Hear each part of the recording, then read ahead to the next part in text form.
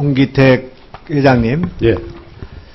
나라를 통틀어서 아니면 경제계를 다 통틀어서 동양그룹의 사태에 대해서 제일 잘 알고 계신 분일 것 같습니다. 그렇죠? 2001년부터 한거 10년 동안 사회이사를 하셨죠? 2001년 6월부터 2010년 5월까지였습니다. 네. 예.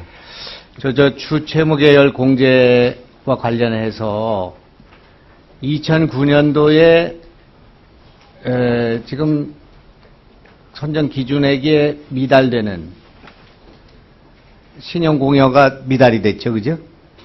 그죠? 그러니까 이제 제가 말씀드리려고 하는 것은 부채가 2조에서 3조, 4조 이렇게 계속 늘어나고 있었는데 동양그룹의 부채는 계속 떨어져서 결국 2012년 말에는 9천억으로 떨어졌다 이겁니다. 그죠? 그래서 2009년 말, 2010년 사이에 주채무계열에서 벗어나게 됐죠. 그죠? 예, 2010년에 벗어난 걸로 알고 있습니다. 그래서 이제 그거를 동양그룹 내에서 보고 있었죠. 그죠? 부채는 늘어나고 있는데 채무계열에서는 벗어나고 있는 일을 보고 계신 거죠. 저는 동양증권의 사회이사를 하고 있었기 때문에. 그래도 그런 얘기를 듣고 계셨죠. 부채는 늘어나고 있고 회사가 어렵다는 얘기를 듣고 있었죠. 그때 현재현 회장이 이사회 의장이시지 않았습니까? 그렇죠? 그런 걸로 기억을 하고 있습니다. 그리고 이제 굉장히 가까운 사이셨기 때문에 회사가 지금 어려운 처지에 있는데 빚은 줄고 주채무계열에서 벗어나는 그런 일들이 벌어지고 있는 것을 알고 계셨죠. 몰랐습니까? 그때 정확하게 그 비금융 계열 회사들의 상황에 대한 정확한 상황은 제가 인지를 그 당시에는 못하고 있었습니다. 그리고 동양증권이 동양파이낸셜이 지배회사라는 것, 그리고 동양네트워크의 TY모니가 지배회사라는 것, 즉 대부업이 동양그룹을 지배하고 있다는 사실은 알고 계셨죠. 지난 10년 동안. 그 당시에는 제가 사회이사를 2010년 5월에 갔는데 모르고 있었습니까? 예, 그 전까지는 그래서 동양파이낸셜이 지주회사 역할을 하지는 않은 걸로 알고 있습니다. 대부회사가 지배를 함으로써 이 대주주의 신용공여의 그런 규제로부터 벗어날 수 있다는 사실은 알고 있었죠. 증권업이 아니라. 대부업은 증권업보다는 규제가 약하다는 사실은 알고 있었는데. 그걸 현재현 회장한테 가르쳐 주신 거 아닙니까? 그 정도로 제가 대화를 많이 하지는 않았습니다. 그래서 이 두 가지 문제 있잖아요. 주채무계열에서 벗어난 문제와 대부업이 대기업을 지배하고 있는 이 구조적인 현실, 그 규제로부터 벗어난 규제 공백의 문제 때문에 동양 사태가 벌어졌다. 그렇게 저는 보고 있습니다. 제 말씀에 대해서 공감을 하십니까? 일부 그런 요인이 있다고 생각이 됩니다. 네. 그래서 이게 지금 문제가 발생됐을 때 정부도 물론이고 청와대 회의 뭐 이런 과정에서도 홍기택 회장님의 입장, 견해, 원인 이런 것들이 상당히 중요하게 평가됐을 것 같습니다. 그래서 거기서 더 이상은 산업은행에서 뭔가 지원을 해서는 안 되겠다는 결정을 내렸습니까? 저희 입장은 계속해서 청와대와 다른 분들의 입장, 이를테면 금융위원회, 금융감독원과는 어떤 입장 차이가 있었습니까? 그 입장 차이가 있다는 것보다는 산업은행의 입장을 계속해서 설명을 드렸습니다. 그 입장이 어떤 차이가 있어요? 정부는 똑같이 그냥 얘기만 듣고 있었습니까? 이를테면 이거 워크아웃으로 가는 게 어떠냐?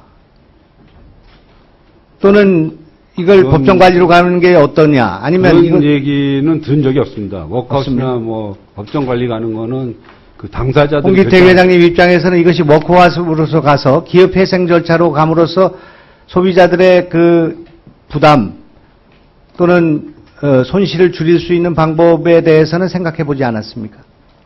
저희는 정책을 하는 기관이 아니기 때문에 집행을 하는 기관이고요.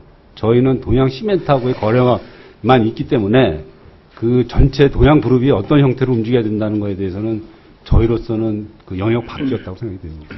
그럼 정부에서 그 대책회의는 뭐하러 한 겁니까? 그러면 지금 산업은행에서 지금 이런 문제에 대한 보고만 듣고 끝냈습니까? 토론이 없었습니까? 어떻게 대책을 세워야 될 거 아닙니까?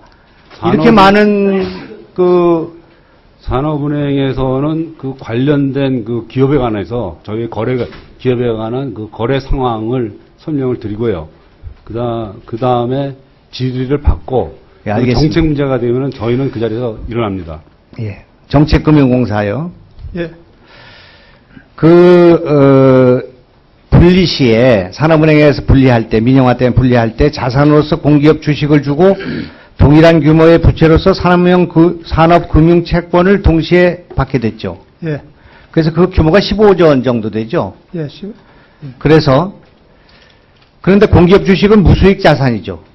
그죠? 예, 그렇습니다. 그래서 부채로서 15조에 대해서는 매년 4천억에서 5천억 정도의 이자를 내고 있었던 거죠. 예. 계속 적자를 봤죠. 그죠? 그렇죠? 예. 엄청난 규모의 이자의 부담을 갖고 있는 겁니다. 지금 한국정책금융공사는. 그렇죠?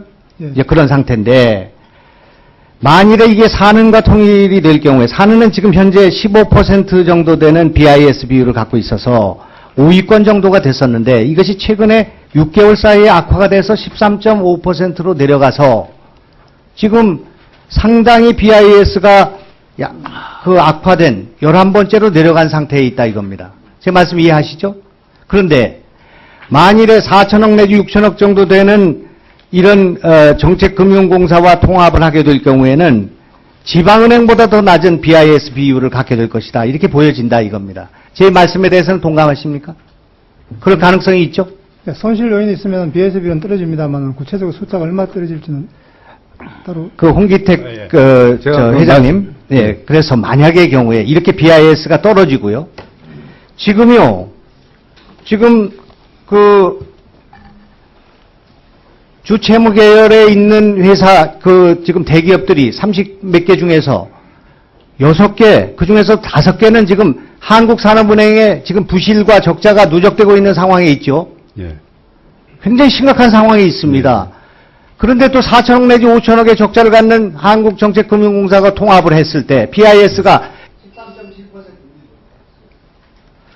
13.7% 이하로 내려가고 지방은행보다도 BIS가 내려가서 산업은행이 부실화되는 한국 경제에 정말 엄청난 위기가 올 수도 있는 상황이 있는 거 아닌가?